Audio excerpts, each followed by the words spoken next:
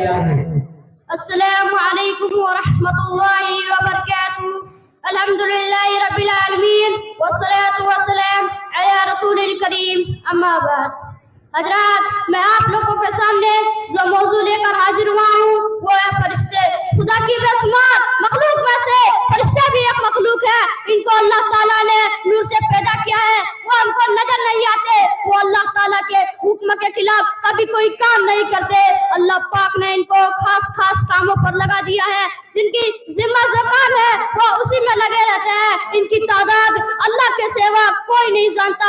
ان میں 4 فرشتے مشہور ہیں. نمبر 1 حضرت جبرائیل علیہ السلام. یہ وہ فرشتے ہیں جو اللہ کے پیغام رسولوں کے پاس پہنچایا کرتے تھے.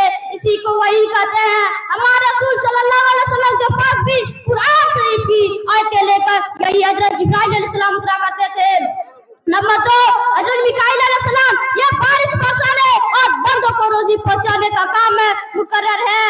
نمبر 3 حضرت اسرائیل علیہ السلام. یہ جان نکلنے کا کام انجام دیتے ہیں. نمبر 4 حضرت اسرافیل علیہ السلام. یہ قیامت کے دن اللہ تعالیٰ کے حکم سے سور پھونکیں گے جس سے ساری دنیا ختم ہو جائیں گے. بہت فرشتے ایسے ہیں جو ہر انسان کے ساتھ ہر وقت رہتے ہیں اور ان کی نیکیوں اور گناہوں دونوں قسم کے کاموں کو لکھتے رہتے ہیں جو قیامت کے دن اللہ کے سامنے پیش ہوگا. کچھ فرشتے قبروں میں مردوں سے سوال جواب کرنے کے لیے مقرر ہیں. ان کو منکر نکیر کہتے ہیں. ایسے بھی فرشتے ہیں جو ہمارے درود اور سلام کو رسول صلی اللہ علیہ وسلم تک پہنچاتے ہیں. بعض فرشتے واعظ، نصیحت، نماز اور ذکر کی مجلسوں میں شریک ہوتے ہیں اور پھر اللہ کے سامنے ہمارے ان نیک کاموں کو پیش کرتے ہیں. اب میں اسی تقریر ختم کرنا چاہتا ہوں. بار اللہ ہم تمام مسلمانوں کو فرشتے پر ایمان لانے کے توفیق عطا فرمائے.